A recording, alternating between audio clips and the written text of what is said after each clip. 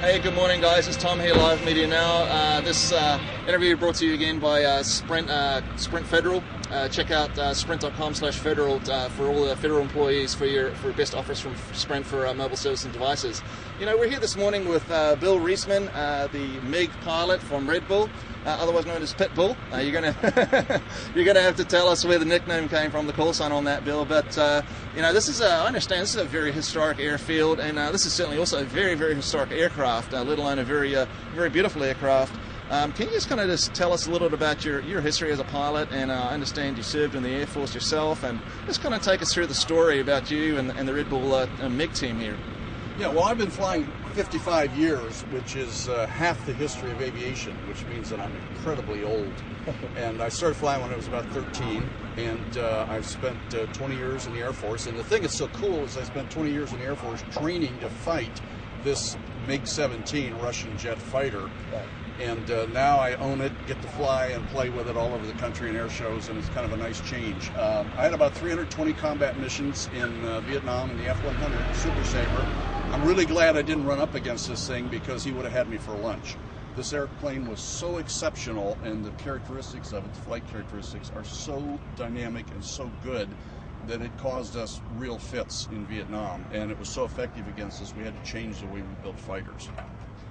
Now, today, we're coming to you from Republic Airfield in Farmingdale, New York. This is one of the most historic fields in the country.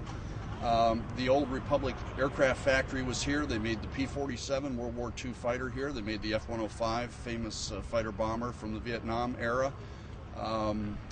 The Seversky old-time aircraft from the 30s, the P-35, things like that were made here. Fairchild was here.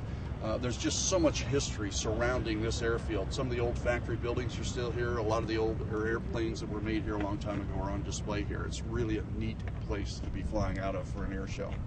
No, that's great. And of course, this weekend the air show is going to be over the beach itself, and you guys are flying out of the Republic Airport here at Farmingdale. How far away actually is the airport from the beach? Like, how long will it take you guys to get over there? I assume the old MiG. You know, can you tell us a little bit about how fast the MiG can fly? Like, you know, a little bit about fuel consumption, range, its performance, things of that nature. Yeah, the MiG has a service ceiling of 54,000 feet. It can go up that high, even though it's a 60-year-old airplane.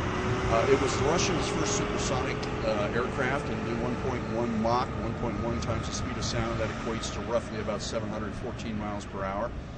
When I'm cruising, coming in here from Los Angeles, I have to do 7 hops. I can only get about 400 miles of range out of each flight, so I have to land about 7 times to get here.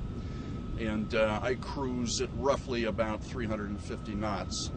Roughly 400 miles an hour as I'm coming across the country. In the air show, I get the aircraft up to about 600 miles per hour, and I pull about 8 Gs. The aircraft will actually take 10 Gs, 10 times the force of gravity. I pull about 8 Gs in the air show. I weigh 200 pounds, so I weigh about 1,600 pounds when I'm pulling those kind of Gs. The aircraft is extremely maneuverable. Just one of the best performing aircraft you'd ever want to see.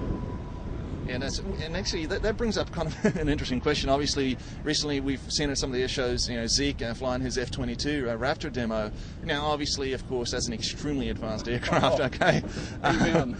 Amen. Right? No, absolutely. Thank God for the good men and women over at Lockheed Martin for building us that great aircraft, plus all the other folks that helped build it. But just out of interest, I mean, just if for fun, right? If for fun, you and Zeke could have like a little mock dogfight at a show, which, who knows? Okay, just for fun. How would something like this MiG at slow speed in a very tight kind of flying box? You know, forget about all the advanced weapons, of course, because you know obviously this is an old aircraft. But in terms of just outright maneuverability, how would something like this, you know, fare? Would Zeke be able to shake you off if you were really trying to stay on his tail? I mean, in terms of if there was limitations on like the speed he could pull, but if we just kind of set some parameters, you know, what would that be like? That in terms of your ability to kind of hang out with an F-22 and show him a few little tricks. In a short sentence, he would eat me for lunch. No contest. The F-22 is the most phenomenal machine. I mean, that machine breaks all of the rules of nature.